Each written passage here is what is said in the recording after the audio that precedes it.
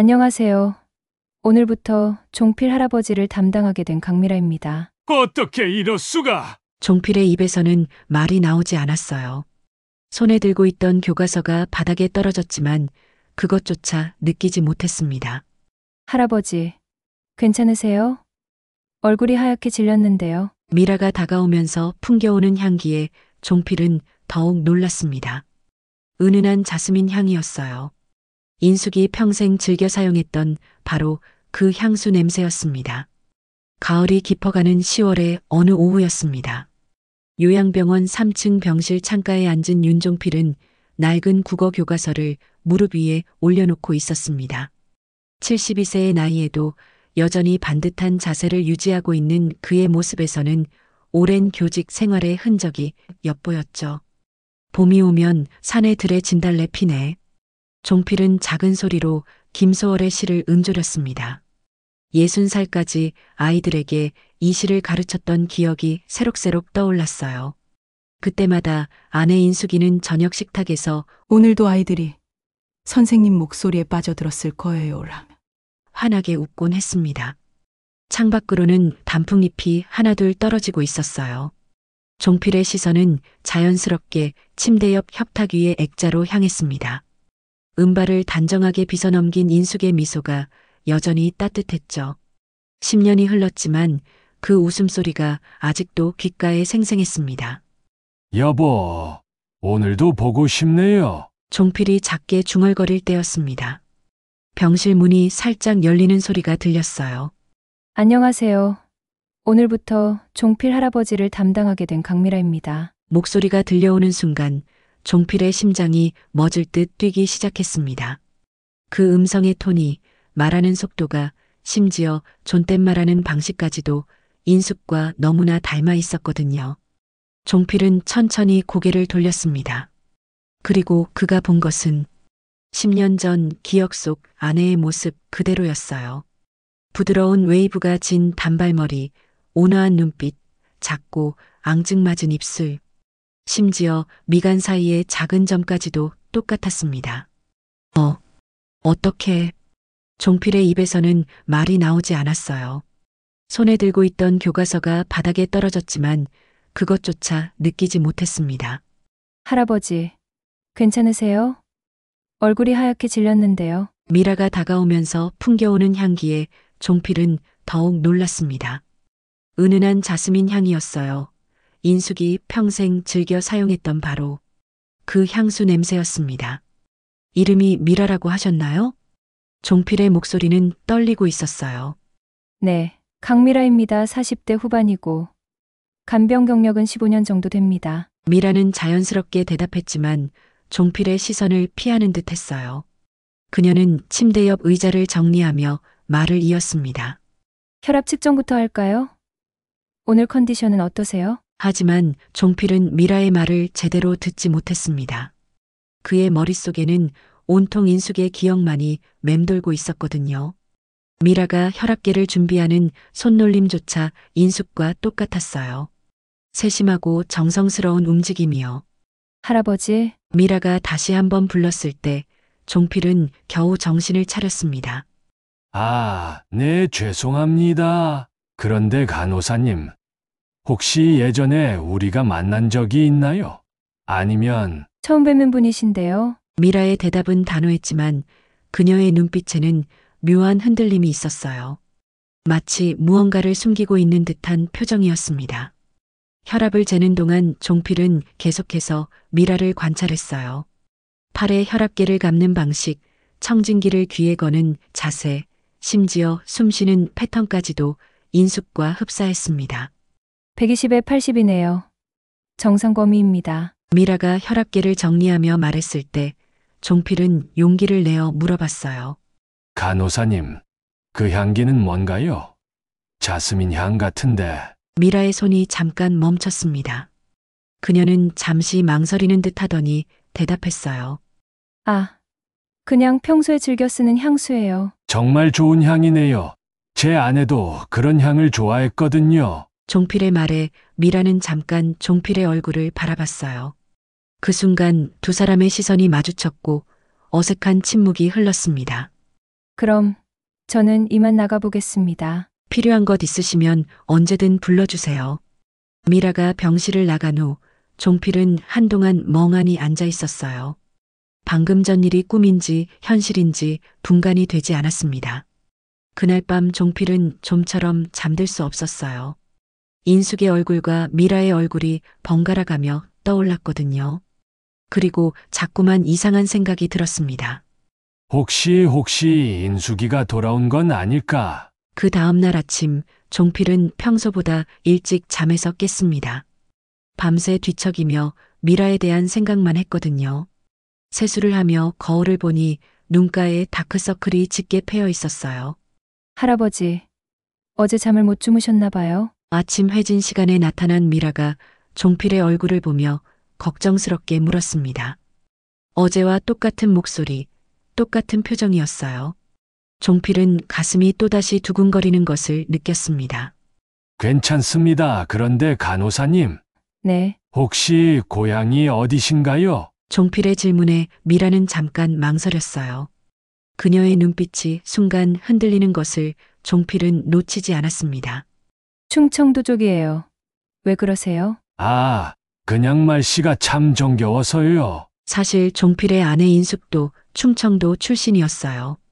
그 특유의 부드러운 억양이 미라에게서도 느껴졌거든요. 아침 드시죠. 오늘은 미역국이랑 계란말이 나왔네요. 미라가 식판을 정리하며 말했을 때 종필은 또 한 번 놀랐습니다. 계란말이를 접시에 옮기는 손놀림이 인숙과 똑같았거든요. 젓가락질하는 방식까지도요. 간호사님, 요리 잘하시겠어요? 그냥 평범하게 하는 편이에요. 미라의 대답은 소탈했지만 종필은 그녀가 뭔가를 숨기고 있다는 느낌을 지울 수 없었어요.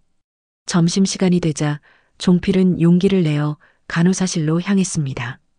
미라에 대해 더 알고 싶었거든요. 김 간호사님, 잠깐 여쭤볼 게 있는데요. 네. 종필 할아버지 무슨 일이세요? 새로 오신 강미라 간호사님 말인데요. 어떤 분인지 궁금해서요. 김 간호사는 잠깐 생각하는 듯 하더니 대답했어요. 경력도 오래되고 성실한 분이라고 들었어요. 그런데 왜 갑자기 궁금하세요? 아, 그냥. 아내와 너무 닮아서요. 김 간호사의 표정이 미묘하게 변했습니다. 아, 그러시구나. 그런데 할아버지. 너무 깊게 생각하지 마세요. 간호사님들은 순환 근무라서 언제까지 계실지도 모르거든요. 종필은 뭔가 석연치 않은 느낌을 받았어요. 김 간호사의 반응이 어딘지 어색했거든요. 오후가 되자 미라가 다시 병실에 나타났습니다. 이번에는 혈당 측정을 위해서였어요. 손가락 살짝 찔러도 될까요? 네, 괜찮습니다. 체열침으로 손가락을 찌르는 미라의 손길이 너무나 부드러웠어요. 인숙도 종필이 다쳤을 때 그렇게 조심스럽게 상처를 돌봐주곤 했거든요. 혈당 수치는 정상이네요. 미라가 기록지에 뭔가를 적으며 말했을 때 종필은 그녀의 필체를 유심히 봤어요. 놀랍게도 글씨체까지 인숙과 비슷했습니다. 간호사님, 글씨를 참 예쁘게 쓰시네요. 감사합니다. 혹시 서예를 배우신 적이 있나요? 제 아내도 글씨를 잘 썼거든요. 미라의 펜이 잠깐 멈췄어요. 그녀는 고개를 들어 종필을 바라봤습니다. 할아버지께서는 부인분을 많이 그리워하시는군요. 네, 10년 전에 세상을 떠났거든요. 희귀한 병으로. 종필의 말에 미라의 얼굴이 순간 일그러졌어요. 마치 가슴 아파하는 것 같은 표정이었습니다. 그렇구나. 많이 힘드셨겠어요. 그런데 간호사님, 왜 그런 표정을 지으세요? 마치 아니에요. 그냥 안타까워서요. 하지만 종필은 미라의 눈빛에서 단순한 동정이 아닌 다른 감정을 읽어냈어요. 슬픔, 그리움, 그리고 무언가 간절한 마음이 섞여 있는 것 같았거든요. 저녁 시간이 되자 미라는 종필에게 약을 가져다 줬어요. 혈압약이랑 소화제예요. 식후에 드세요. 물컵을 건네는 미라의 손이 종필의 손과 잠깐 스쳤습니다. 그 순간 종필은 전기가 통하는 듯한 느낌을 받았어요. 간호사님, 네. 정말 처음 뵙는 게 맞나요? 미라는 잠시 말을 멈췄어요. 그녀의 눈빛이 깊어졌습니다. 왜 그런 말씀을 하세요? 모든 게 제 아내와 똑같거든요. 목소리, 얼굴, 손놀림, 심지어 숨쉬는 패턴까지도요. 미라는 고개를 숙였어요. 한참을 그렇게 있다가 조용히 말했습니다. 사람은 때로는 닮은 사람이 있는 법이에요. 하지만 이 정도로 닮을 수가 있나요? 게다가 향기까지. 할아버지, 너무 깊게 생각하지 마세요. 저는 그냥 평범한 간호사일 뿐이에요. 미라가 병실을 나가려 할 때 종필이 다급히 불렀어요. 잠깐만요. 미라가 문 앞에서 멈췄습니다. 내일도 오실 거죠? 미라는 뒤돌아보지 않은 채 대답했어요. 네, 올 예정이에요. 그날 밤 종필은 또다시 잠을 이루지 못했습니다. 미라의 눈빛이 자꾸만 떠올랐거든요. 분명 뭔가를 숨기고 있다는 확신이 들었어요. 인수가 정말 당신 거야? 사흘째 되는 날 종필은 중요한 결심을 했습니다.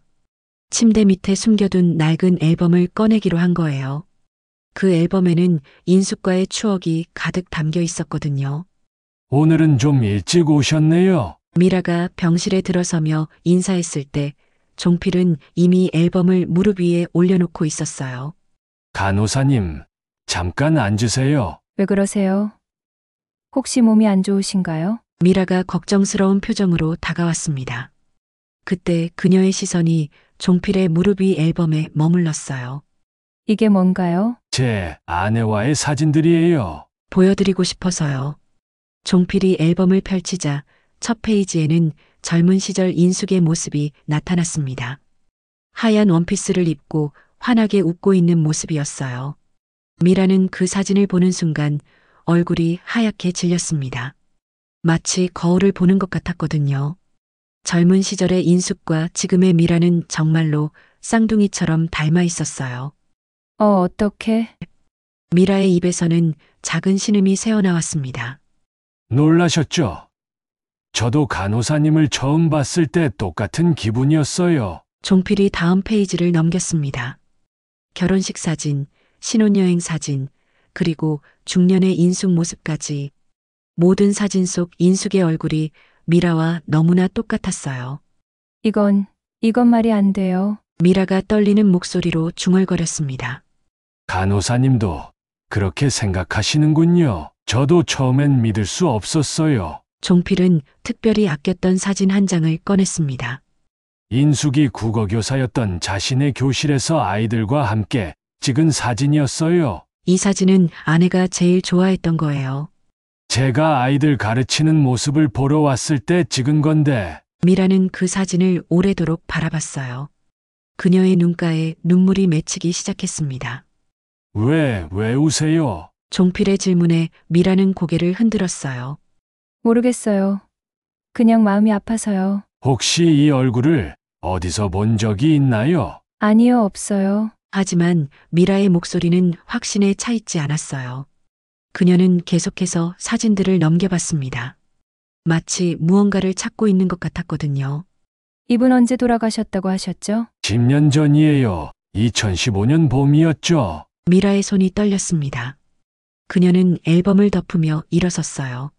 죄송해요. 갑자기 할 일이 생각나서. 잠깐만요. 뭔가 아시는 게 있으시죠? 종필이 다급히 물었지만 미라는 대답하지 않았어요.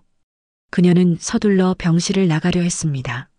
간호사님, 종필의 부름에 미라가 문 앞에서 멈춰 섰어요. 정말 모르신 거예요? 긴 침묵이 흘렀습니다. 미라는 뒤돌아보지 않은 채 조용히 말했어요. 저도 모르겠어요. 미라가 나간 후 종필은 혼자 앨범을 다시 들여다봤습니다. 인숙의 사진과 방금 전 미라의 표정을 번갈아 떠올려 봤어요. 분명히 뭔가 연결고리가 있을 거라는 확신이 들었습니다. 저녁 시간이 되어도 미라는 나타나지 않았어요. 대신 다른 간호사가 와서 저녁 식사를 도왔습니다. 강미라 간호사님은 어디 가셨나요? 갑자기 개인 사정이 생겨서 조퇴하셨어요. 종필은 불안한 마음을 감출 수 없었어요. 미라가 사진을 보고 받은 충격이 얼마나 컸을지 짐작이 갔거든요. 밤이 깊어갈 무렵 종필은 화장실에 가려고 병실을 나섰습니다. 그때 복도 끝에서 들려오는 목소리에 발걸음을 멈췄어요. 그 여자가 여기까지 찾아올 줄은 몰랐어요. 병원장 정은표의 목소리였습니다. 원장님, 어떻게 해야 하죠? 계속 이런 식으로 두면 조용해. 아직 확실한 건 아니야. 하지만 만약 우리가 숨겼던 진실이 드러나면 끝입니다. 종필은 심장이 쿵쾅거리는 소리를 들으며 벽에 몸을 붙였어요. 그들이 말하는 그 여자가 미라를 뜻하는 것 같았거든요. 일단 조심스럽게 지켜보자. 섣불리 움직이면 더 의심받을 수 있어. 그런데 원장님, 정말 그때의 일을 아무도 모른다고 확신하세요? 당연하지. 관련 기록은 모두 정리했고 증인도 없어. 다만 정은표의 목소리가 작아졌어요. 종필은 귀를 더 기울였습니다. 다만 그 사람이 살아 돌아온다면 얘기가 달라지지. 설마 그런 일이. 10년 전 그날 밤을 기억해 분명히 죽었다고 확인했는데 대화가 점점 멀어지는 소리가 들렸어요. 종필은 온몸이 떨리는 것을 느꼈습니다. 그들의 대화에서 인숙의 죽음과 관련된 뭔가 숨겨진 진실이 있다는 것을 직감했거든요. 병실로 돌아온 종필은 한잠도 잘 수 없었어요. 머릿속이 복잡했습니다. 미라와 인숙의 관계, 그리고 병원장이 숨기고 있는 비밀까지. 도대체 10년 전에 무슨 일이 있었던 거지? 종필은 인숙이 마지막으로 입원했던 그날 밤을 떠올려 봤어요. 분명 뭔가 이상한 점들이 있었거든요. 하지만 당시에는 너무 슬퍼서 자세히 신경 쓰지 못했었죠. 새벽녘 종필은 결심했습니다. 미라의 정체와 인숙의 죽음에 숨겨진 진실을 반드시 밝혀내겠다고요. 다음 날 아침 종필은 일찍 일어나 병원 1층 원무과로 향했습니다. 인숙의 과거 입원 기록을 확인해 보고 싶었거든요. 10년 전 기록을 찾으시겠다고요? 원무과 직원은 당황스러운 표정을 지었어요. 네, 제 아내 서인숙의 입원 기록 말입니다. 당시 이 병원에서 잠깐만요. 확인해 보겠습니다. 직원이 컴퓨터를 두드리더니 고개를 갸우뚱했어요. 이상하네요. 2015년 3월 기록이 일부 누락되어 있어요. 누락이요? 네, 보통은 모든 기록이 보존되는데 시스템 오류인지 아니면. 그때 뒤에서 목소리가 들렸습니다. 무슨 일이신가요? 돌아보니 정은표 원장이 서 있었어요. 그의 얼굴에는 미묘한 긴장감이 어려 있었습니다. 아, 원장님, 종필 할아버지께서 옛날 기록을 찾으신다고 해서요. 그렇군요. 종필 어르신, 병실로 올라가시죠. 제가 직접 설명드리겠습니다. 정은표의 말투는 정중했지만 강제적이었어요. 종필은 마지못해 따라 나섰습니다. 엘리베이터 안에서 정은표가 입을 열었어요. 어르신, 옛날 일을 자꾸 떠올리시면 건강에 좋지 않습니다. 하지만 제 아내의 기록인데 기록은 개인정보보호법에 의해 제한적으로만 열람 가능합니다. 게다가 10년이나 지난 일이잖아요. 종필은 정은표의 눈빛에서 경계심을 읽어낼 수 있었어요. 병실로 돌아온 종필은 다른 방법을 생각해 봤습니다. 그때 간호사 김민정이 들어왔어요. 김 간호사님, 잠깐 여쭤볼 게 있는데요. 네, 말씀하세요. 10년 전에도 이 병원에서 일하셨나요? 김민정의 표정이 어두워졌어요. 네, 그때도 있었어요. 왜 그러세요? 제 아내 서인숙을 기억하시나요? 당시 3층 중환자실에 김민정이 입을 다물었어요. 그녀의 반응을 보니 분명 뭔가 기억하고 있는 것 같았습니다. 기억하시는군요. 그때는 너무 바빴어서 자세히. 간호사님, 정말 기억나는 게 없으세요? 제 아내가 마지막 날 밤에 죄송해요. 저는 정말 모르겠어요. 김민정이 서둘러 병실을 나가려 할 때 종필이 다시 불렀어요. 그런데 새로운 강미라 간호사는 어떤 분인가요? 어떻게 우리 병원에 오게 된 건지. 김민정이 멈춰섰어요. 그건 원장님이 직접 추천하신 분이에요. 원장님이요? 네. 특별히 종필 할아버지를 담당하라고 하셨거든요. 종필의 가슴이 쿵 내려앉았어요. 미라가 우연히 배정된 게 아니라 의도적으로 자신에게 온 것이었다니요.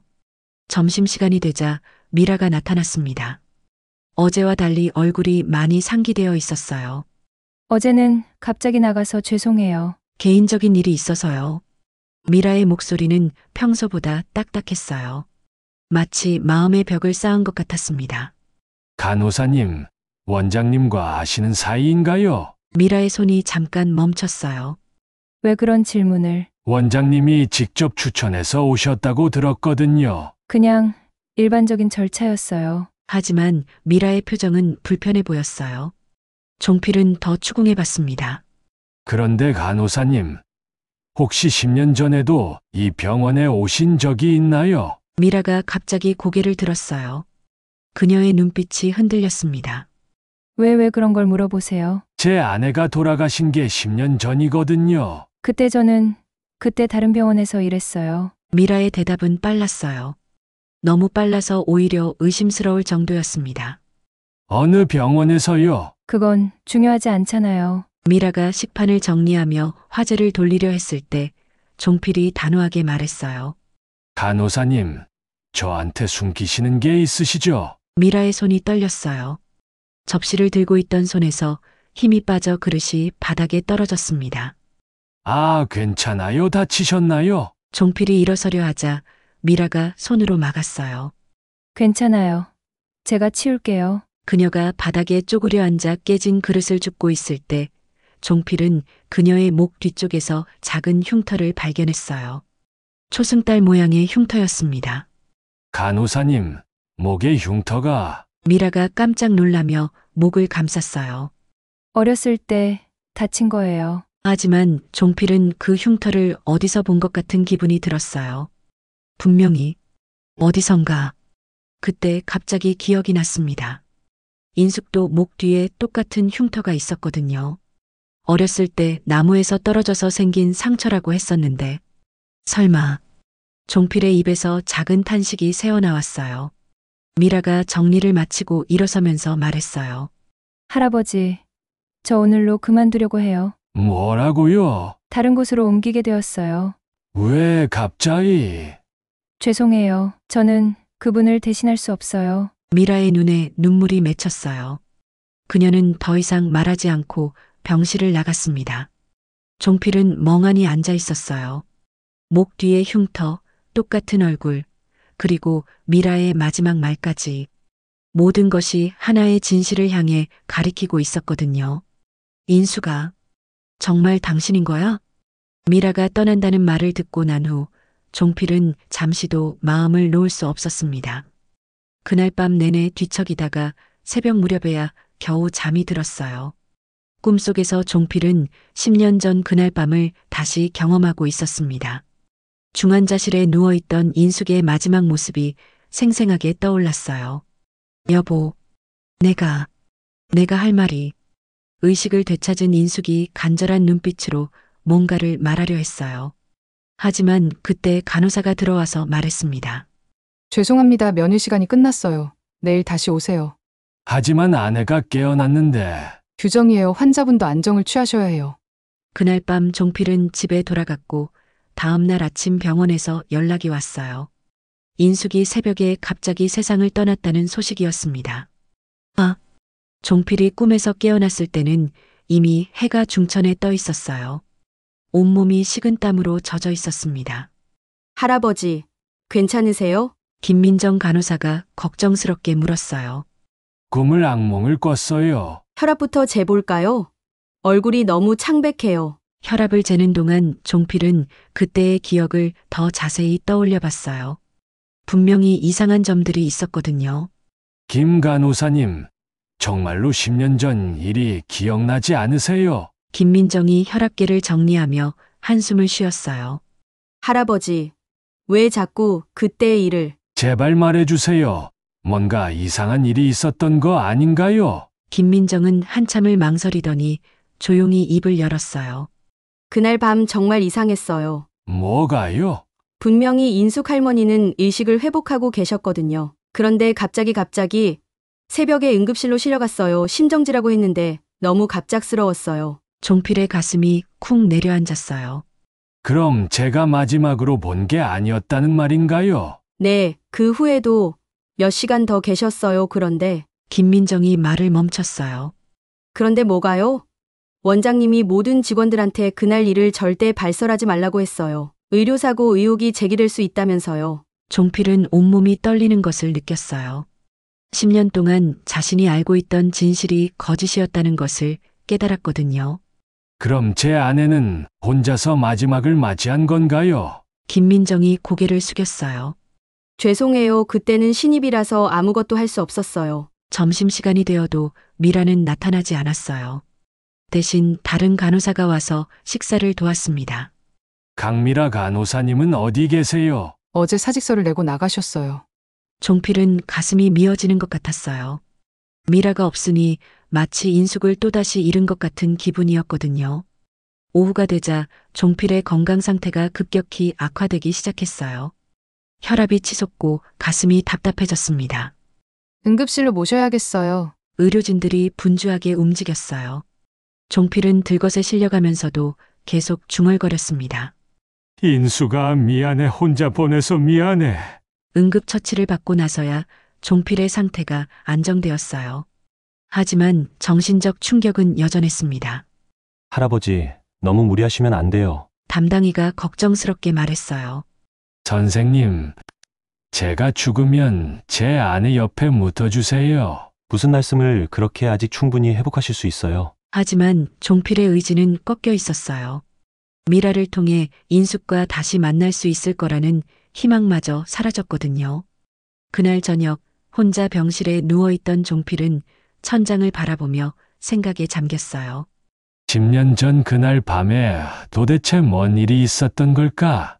인숙이 마지막에 하려던 말이 무엇이었는지, 왜 병원에서 그 사실을 숨기려 했는지, 그리고 미라는 정말 누구인지, 모든 것이 미궁속이었어요. 밤이 깊어갈 무렵 창문 밖으로 가을비가 내리기 시작했어요. 빗소리를 들으며 종필은 인숙과의 마지막 대화를 떠올렸습니다. 여보, 나한테 숨기는 게 있지. 무슨 말이에요? 자꾸 뭔가 말하려다가 멈추잖아요. 그냥 당신 걱정시키고 싶지 않아서요. 그때 인숙의 표정에는 슬픔과 함께 무언가 간절한 마음이 담겨 있었어요. 마치 중요한 비밀을 말하고 싶어 하는 것 같았거든요. 혹시 그때 인숙이가 하려던 말이 미라와 관련된 걸까? 종필은 점점 더 확신하게 되었어요. 모든 일이 우연이 아니라는 것을요. 미라의 등장, 그녀와 인숙의 놀라운 유사성, 그리고 병원의 은밀한 태도까지. 내일이라도 미라를 찾아가야겠어. 종필은 마지막 희망을 붙잡기로 했어요. 비록 몸은 약해졌지만 진실을 밝혀내겠다는 의지만큼은 꺾이지 않았거든요. 빗소리가 점점 강해지는 가운데 종필은 인숙의 마지막 웃음소리를 떠올리며 눈을 감았어요. 내일은 반드시 답을 찾겠다는 다짐과 함께요. 다음 날 오전 종필이 힘겹게 침대에서 일어나려 할 때 병실 문이 열렸습니다. 들어온 사람은 미라가 아니었어요. 40대 중반쯤 되어 보이는 여성이었는데 미라와 닮은 듯 하면서도 다른 분위기를 풍기고 있었습니다. 안녕하세요. 박지연이라고 합니다. 여성이 정중하게 인사했어요. 그녀의 목소리는 미라보다 조금 더 낮고 침착했습니다. 누구시죠? 강미라의 언니입니다. 어제 미라한테서 할아버지 얘기를 들었어요. 종필의 가슴이 두근거리기 시작했어요. 미라의 언니라니, 그럼 이 사람도 뭔가 알고 있을 거라는 생각이 들었거든요. 미라는 어디 있나요? 갑자기 사라져서. 박지연이 한숨을 쉬며 의자에 앉았어요. 할아버지, 제가 모든 걸 말씀드리려고 왔어요. 더 이상 숨길 수 없겠어요. 무슨 말씀인가요? 미라는 서인숙 씨의 일란성 쌍둥이입니다. 종필은 귀를 의심했어요. 쌍둥이라니. 그럼 인숙에게 쌍둥이 자매가 있었다는 말인가요? 그게 무슨... 두 사람은 태어나자마자 헤어졌어요. 인숙 씨는 서 씨 집에서, 미라는 강 씨 집으로 입양되었죠. 박지연이 가방에서 낡은 서류 뭉치를 꺼냈어요. 이게 입양 관련 서류들이에요. 오래전에 우연히 발견했는데 미라는 한참 후에야 알게 되었어요. 종필은 떨리는 손으로 서류를 받아봤어요. 1973년 출생. 쌍둥이 중 첫째 서인숙, 둘째 서미라. 모든 것이 명확하게 기록되어 있었습니다. 그럼 미라가 제 아내이. 내 쌍둥이 동생이에요. 하지만 두 사람은 평생 만나지 못했어요. 박지연의 목소리에는 깊은 슬픔이 담겨 있었어요. 미라가 언니의 존재를 알게 된 건 5년 전이었어요. 입양기관에서 연락이 왔죠. 언니가 돌아가셨다고. 그럼 그때부터 미라가 그때부터 언니를 찾기 시작했어요. 어떤 사람이었는지, 어떻게 살았는지. 그러다가 이 병원을 알게 되었죠. 종필은 온몸에 전율이 흘렀어요. 그동안 느꼈던 모든 의문이 한순간에 풀리는 기분이었거든요. 그런데 왜 처음부터 말하지 않았나요? 박지연이 고개를 숙였어요.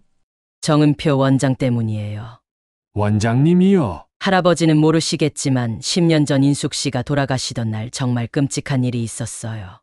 박지연이 또 다른 서류를 꺼냈습니다. 병원 내부 문서 같아 보였어요. 이게 뭔가요? 당시 간호일지 사본이에요. 원래는 폐기되었어야 할 문서인데. 종필이 문서를 읽어보니 충격적인 내용이 적혀 있었어요.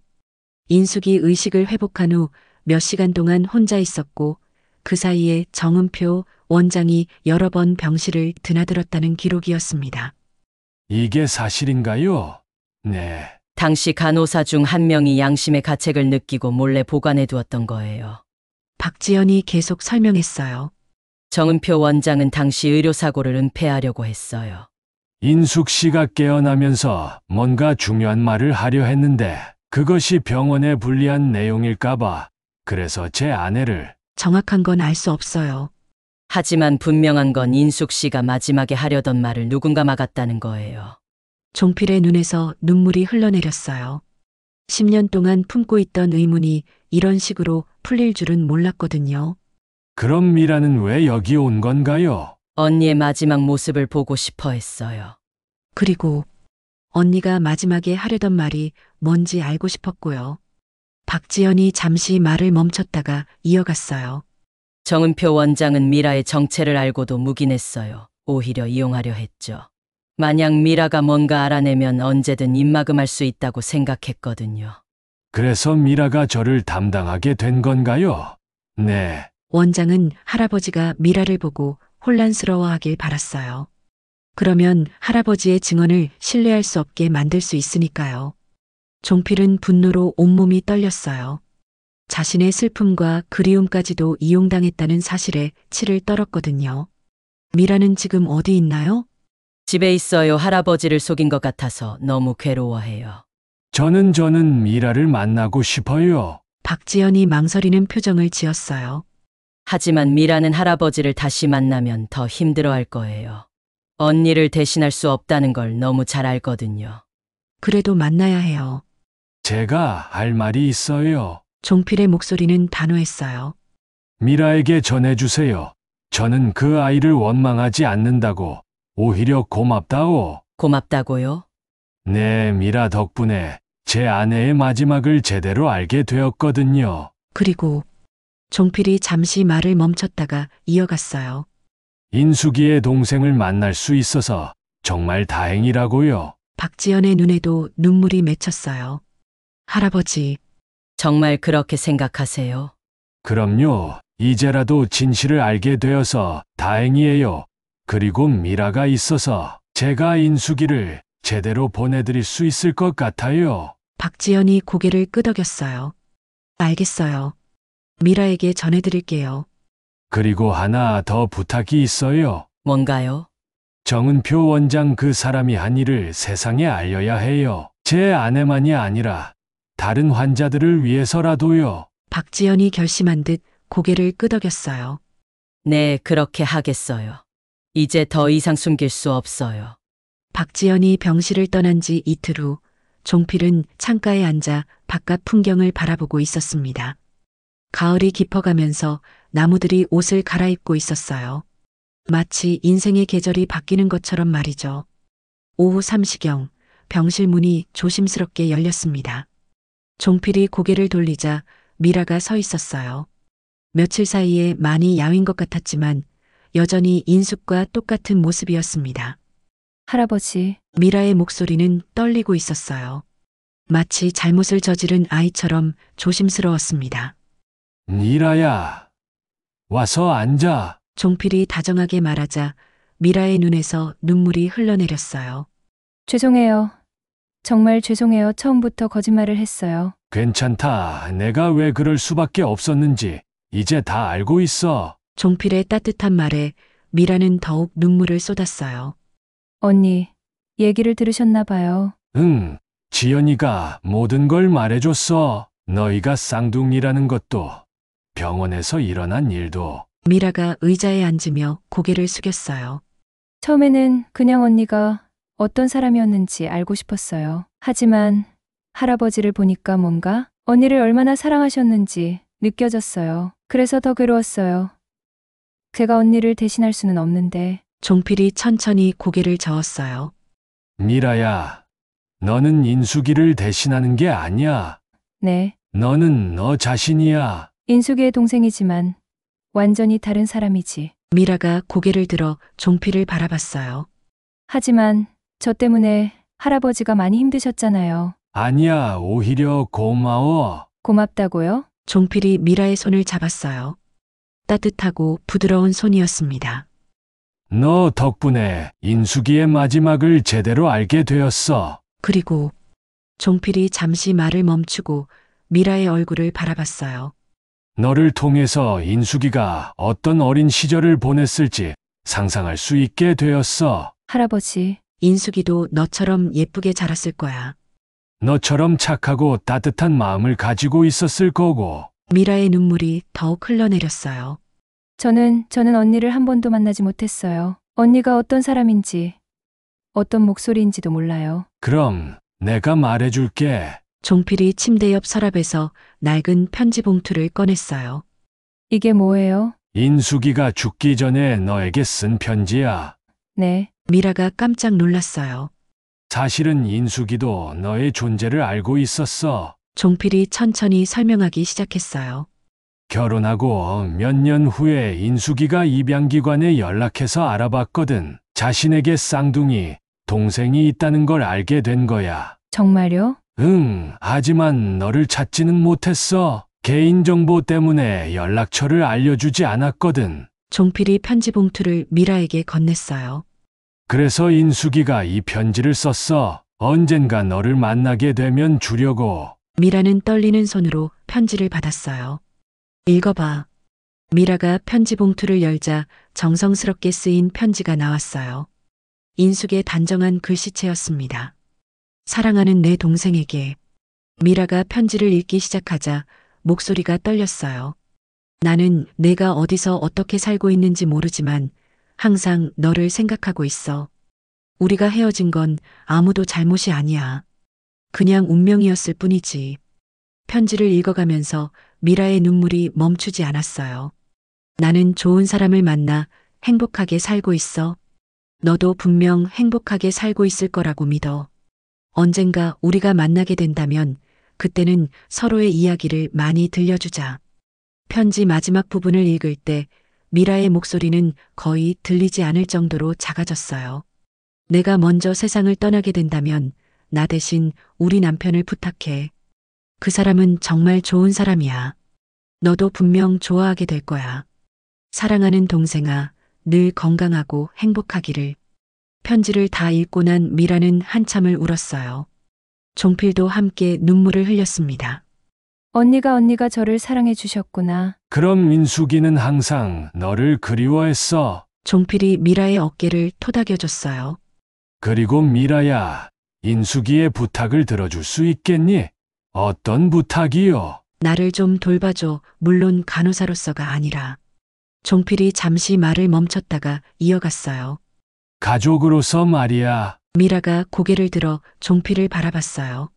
가족이요? 응, 너는 인숙이의 동생이니까 내게는 처제가 되는 거지. 미라의 얼굴에 처음으로 밝은 표정이 떠올랐어요.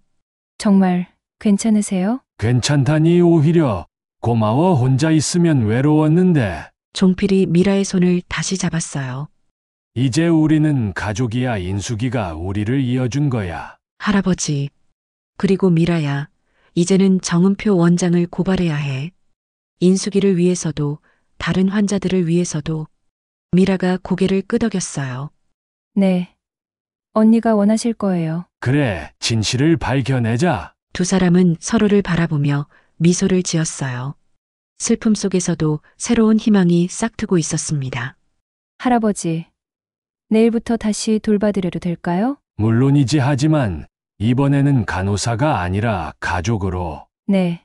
가족으로요? 그날 오후 미라는 종필 곁에서 인숙의 사진을 함께 바라봤어요. 처음으로 언니의 얼굴을 제대로 보는 순간이었습니다. 언니, 이제 편히 쉬세요. 제가 형부를 잘 돌봐드릴게요. 한 달 후 가을이 겨울로 넘어가는 11월의 어느 따뜻한 오후였습니다. 종필은 병원 정원의 벤치에 앉아 있었어요. 옆에는 미라가 함께 있었고 무릎 위에는 정성스럽게 쓴 편지 한 통이 놓여 있었습니다.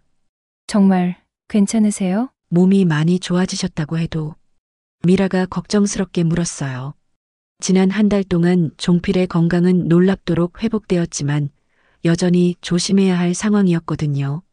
괜찮아. 오늘은 꼭 해야 할 일이 있거든. 종필이 편지를 들어올리며 말했어요. 봉투에는 사랑하는 인숙에게라고 적혀 있었습니다. 10년 동안 못다 한 말들을 다 적었어. 이제 인숙이에게 보내드려야지. 미라의 눈가에 촉촉한 기운이 돌았어요. 지난 한 달 동안 종필과 함께 지내면서 그가 얼마나 인숙을 사랑했는지 깊이 느낄 수 있었거든요. 한편 병원에서는 큰 변화가 일어나고 있었어요.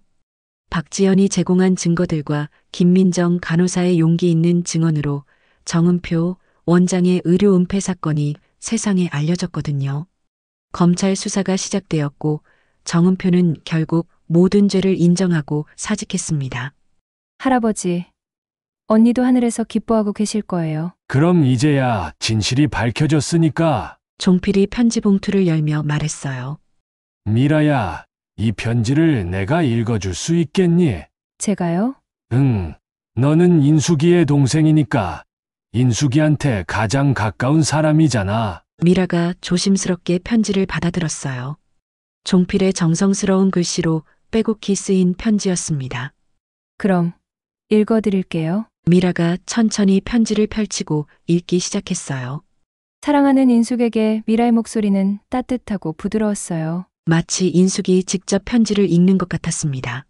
10년이라는 긴 시간이 흘렀네요. 당신을 보내드린 후 하루하루가 정말 길었어요. 매일 아침 눈을 뜰 때마다 당신이 옆에 없다는 현실을 받아들이기가 힘들었죠. 종필이 눈을 감고 미라의 목소리에 집중했어요.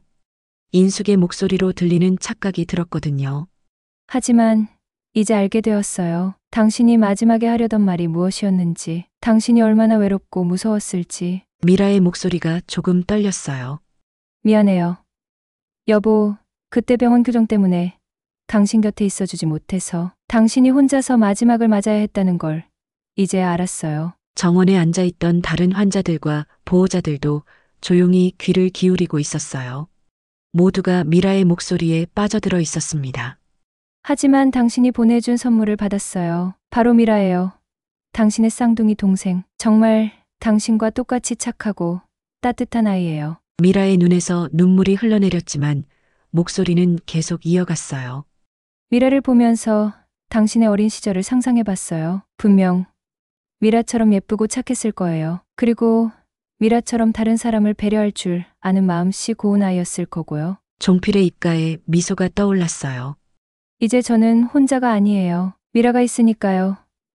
당신의 동생이 제 가족이 되어 주었어요. 당신이 그렇게 해준 거죠? 네. 언니가 보내주신 거예요. 미라가 잠깐 편지에서 눈을 떼고 하늘을 바라보며 말했어요. 미라야, 계속 읽어줘.